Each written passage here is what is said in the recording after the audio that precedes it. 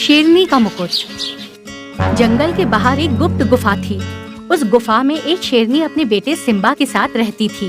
शेरनी अपने बेटे को बहुत प्यार करती थी और उसे गुफा से बाहर बहुत कम ही जाने देती थी।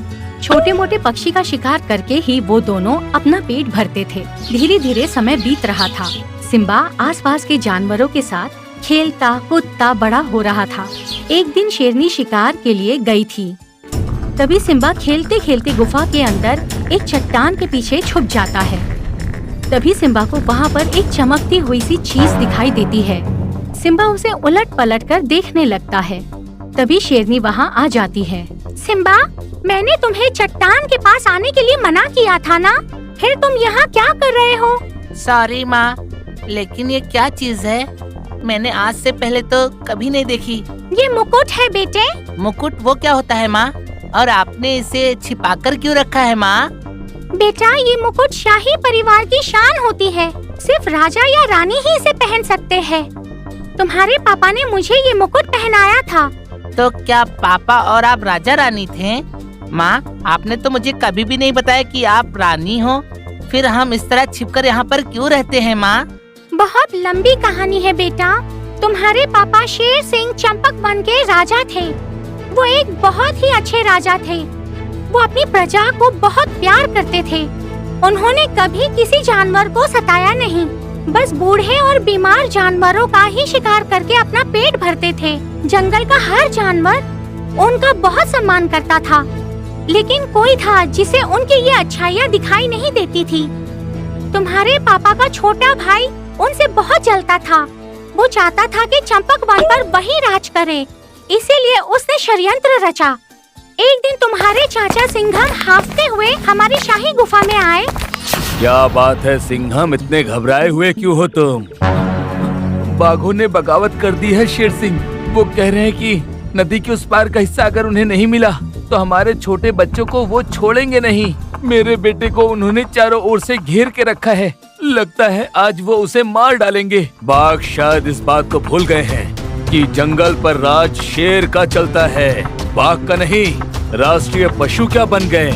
ये बाघ तो अपनी औकात ही भूल गए हैं। आज इनको याद दिलाना होगा कि शेर शेर होता है और बाघ बाघ। इतना कहकर शेर सिंह गुस्से में दहाड़ता हुआ नदी की तरफ बढ़ जाता है। सिंघम के तीनों बेटे नदी के किनारे घात लगाए बैठे थे। जैसे ही शेर सिंह नदी के किनारे पहुंचता है, वो तीनों उस पर हमला कर देते हैं। शेर सिंह बहुत बहादुरी से लड़ता है, लेकिन तभी पीछे से सिंघम उस पर हमला कर देता है और एक ही झटके में शेर सिंह जाकर चट्टान से टकरा जाता है। घायल हो चुके राजा शेर सिंह पर वो चारों टूट पड़ते हैं और कुछ ही देर में शेर सिंह की मौत हो जाती है। शेर सिंह को मारने के बाद वो चारों हमारी गुफा की तरफ बढ़ने लगे। उनका अगला निशाना हम दोनों थे। शायद शेर सिंह की अच्छाई काम आ गई और सही समय पर उनके वफादार कौवे ने आकर मुझे सारा सच बता दिया। मैं उसी पल तुम्हें लेकर जंगल से भाग निकली। कई दिनों तक भूखे प्यासे रहकर छिपते छिपाते किसी तरह मैं इस जंगल में आ पहुंची और एक सुरक्षित स्थान देखकर तुम्हें यहाँ पर छुपा दिया। कोई हमें पहचान न पाए, इसीलिए मैंने अपना ये मुकुट हमेशा के लिए चट्टान के पीछे रख दिया था। सिंघम के डर से मैंने तुम्हें हमेशा इस गुफा में रखा और बाहर तुम्हें निकलने तक नहीं दिया। पिताजी के साथ इतना बड़ा षड्यंत्र रचा गया था और हम यहाँ पर छिपकर बैठे हुए हैं। अब बस बहुत हुआ। मुझे कसम है आपके इस मुकुट की। आपका सम्मान और पिताजी की गद्दी मैं वापस लेकर ही रहूंगा। नहीं नहीं बेटा, वो लोग बहुत शातिर और खतरनाक है। मैं नहीं चाहती कि जो तुम्हारे पिता के साथ हुआ वो तुम्हारे साथ भी हो। पिताजी की अच्छाई ने ही उन्हें मरवा दिया माँ, लेकिन मैं उन चारों को उनकी असली जगह दिखाकर ही रहूंगा। अपनी परवरिश और पिताजी के खून पर भरोसा रखो माँ। शेरनी से आशीर्वाद लेकर सिम्बा चंपक वन की ओर आगे बढ़ गया। पीछे पीछे शेरनी भी सिम्बा के साथ चल पड़ी। कई दिनों की यात्रा के बाद सिम्बा चंपक वन पहुंच गया था। प्यास से उसका गला सूखा जा रहा था। पानी पीने के लिए वो नदी की ओर बढ़ गया। पानी पीते समय उसने देखा कि चाचा सिंघम का बेटा चिंटू शेर गर्भवती हिरनी पर हमला कर रहा है। सिम्बा दहाड़ता हुआ वहाँ जा पहुँचा और उसने चिंटू शेर को ललकारा। रुक जाओ, ये हिरनी पेट से है, मुझसे तुम नहीं मार सकते। अपने सामने किसी बाहरी शेर को खड़ा देखकर चिंटू बहुत गुस्से में आ जाता है। कौन है तू? ये मेरा शिकार है, मेरा रास्ता छोड़ दे, नहीं तो तेरा अंजाम बहुत बुरा होगा। ये हिरनी गर्भवती है और जंगल के कानून के हिसाब से गर्भवती जानवर का शिकार नहीं किया जाता है। तू मुझे कानून सिखाएगा? ये जंगल मेरे बाप का है और यहाँ पर जो हमारी मर्जी होती है वही इस जंगल का कानून होता है। चिंटू की बात सुनकर सिम्बा पूरी ताकत लगाकर जोर से दहाड़ता है। उसकी दहाड़ सुनकर जंगल के सभी पशु पक्षी अपने अपने घर से निकलकर वहाँ चले आते हैं। शेर सिंह, ये तो शेर सिंह की दहाड़ है। बिल्कुल वही रूप रंग, वही आवाज और सोच भी बिल्कुल हमारे शेर सिंह जैसी। कौन है ये? शेर सिंह तो बरसों पहले मारा गया था, फिर ये कौन है? सिम्बा, ये हमारा महाराज सिम्बा है। ये जंगल तेरे बाप का है, तो मेरी आवाज से कैसे इस जंगल के सारे जानवर निकल के यहाँ पर आ गए? सिम्बा हूँ मैं, शेर सिंह का बेटा और चंपक वन का इकलौता वारिस सिम्बा। अब ये जंगल और यहाँ की राजगद्दी मेरी है। इतना कहकर सिम्बा चिंटू के ऊपर हमला कर देता है। चिंटू गंभीर रूप से घायल हो जाता है और अपनी जान बचाकर वहाँ से भाग जाता है। मेरे पिताजी के साथ जो अन्याय हुआ है उसका बदला लेने के लिए मैं वापस आ गया हूँ। अब आप सबको घबराने की कोई जरूरत नहीं है। अब से इस जंगल में ऐसा कोई भी कार्य नहीं होगा जो इस जंगल के कानून से विरुद्ध होगा। लेकिन कोई भी लड़ाई हो वो सैनिकों के बिना नहीं जीती जा सकती। तो क्या आप सब लोग मेरा साथ देंगे? बनेंगे मेरी सेना के सिपाही? हमने इतने बरसों में इस दुष्ट राजा के बहुत अत्याचार सहे हैं। इन चारों ने मिलकर हमारे जंगल का सत्यानाश कर दिया। ये जब चाहे जिसका चाहे शिकार कर लेते हैं, जानवरों से मनमाना टैक्स वसूल करते हैं और जब मन चाहता है किसी को भी जंगल से बाहर निकाल देते हैं। पूरे जंगल में हाहाकार मचा हुआ है। हम सब खुशी खुशी आपका साथ देने के लिए तैयार हैं महाराज।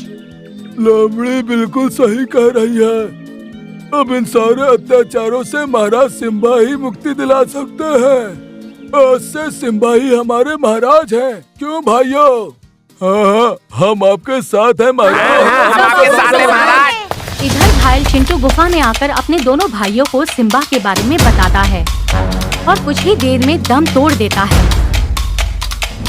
चिंटू की बात सुनकर उसके दोनों भाई सिम्बा से लड़ने के लिए जाते हैं। सोनू और मोनू सिम्बा को ढूंढने के लिए पुरानी गुफा के पास पहुंच जाते हैं। जैसे ही वो दोनों पहाड़ी के पास पहुंचते हैं, चीते हाथी अपनी सूंड से एक बड़ा सा पेड़ उखाड़कर वापस आने का रास्ता बंद कर देता है। तभी गुफा के अंदर से सिम्बा बाहर आता है। सोनू और मोनू सावधान हो जाते हैं। सिम्बा को देखते ही वो दोनों लपक कर उस पर हमला कर देते हैं। सिम्बा बहादुरी से दोनों के साथ लड़ रहा था। तभी सिम्बा का पैर एक बड़े से पत्थर के नीचे दब जाता है। सिम्बा अपनी जगह से हिल नहीं पा रहा था। सोनू और मोनू उसके ऊपर हमला करने ही वाले थे कि तभी बंदरों ने पहाड़ी के ऊपर से एक बड़ा सा पत्थर धकेलकर सोनू के ऊपर गिरा दिया। सोनू की उसी पल मौत हो गई। सोनू को यूं मरता देख मोनू गुस्से से आग बबूला हो गया। वो पहाड़ी के ऊपर बंदरों की तरफ लपका। बंदरों की जान खतरे में थी। मोनू लपकते हुए पत्थरों के ऊपर पैर टिकाता हुआ चढ़ रहा था। तभी सिम्बा ने अपनी पूरी ताकत लगाकर एक जोरदार दहाड़ लगाई और उस पत्थर को अपने हाथ से दूर पटक दिया। बंदर की जान बचाने के लिए सिम्बा मोनू के पीछे भागा और एक ऊंची छलांग लगाकर उसने मोनू को पहाड़ के नीचे ढकेल दिया।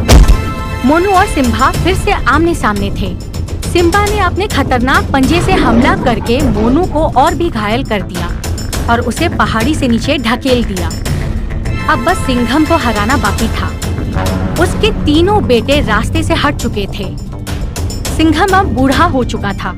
अपने तीनों बेटों की मौत की खबर सुनकर वो बिल्कुल टूट गया था। फिर भी सिम्बा का सामना करने के लिए वो उसके सामने खड़ा हो गया। पिताजी से तुझे इतना प्यार मिला पर उसके बाद भी तूने उनके साथ गद्दारी की। वैसे तो तू मेरा चाचा है, पर मैं आज अपने हाथों से तेरा गला दबाऊंगा। इतना कहकर सिम्बा सिंघम पर हमला कर देता है। कुछ देर लड़ने के बाद सिंघम थक जाता है और तभी सिम्बा के वार से दूर जाकर गिर जाता है। उसके शरीर से जगह जगह खून बह रहा था। वो अपने पैरों पर खड़ा भी नहीं हो पा रहा था। तभी बाकी के जानवर वहाँ जमा हो जाते हैं। सिम्बा, तुम्हें अपने हाथ इसके गंदे खून से रंगने की जरूरत नहीं है। इस दुष्ट को तो हम सब जानवर मिलकर ही ठिकाने लगा देंगे। आखिर इसने हमारे ऊपर वर्षों तक अत्याचार किया है। आज हमें भी अपना बदला लेने का मौका मिला है। लोमड़ी की बात सुनकर सारे जानवर मिलकर सिंघम के ऊपर टूट पड़ते हैं और उसे मार देते हैं। पूरे जंगल में सिम्बा की जय जयकार के नारे लगने लगते हैं और सिंघम का मुकुट उतार कर सिम्बा को पहना दिया जाता है। तभी शेरनी वहाँ आ जाती है। सिम्बा अपना मुकुट शेरनी के पैरों में ले जाकर रख देता है। माँ, ये मुकुट आपकी अमानत है। मैंने कसम खाई थी कि आपका सम्मान और राज्य मैं आपको वापस दिलवा के ही रहूंगा, और आज मेरी कसम पूरी हो गई माँ। बस अब मुझे कुछ और नहीं चाहिए। सिम्बा की बात सुनकर शेरनी बहुत खुश हो जाती है और पूरे प्रजा के सामने सिम्बा का राज तिलक करके बरसों के बाद अपना शाही मुकुट पहनती है। पूरे चंपक वन में खुशी की लहर दौड़ जाती है और सभी जानवर खुशियाँ मनाने लगते हैं।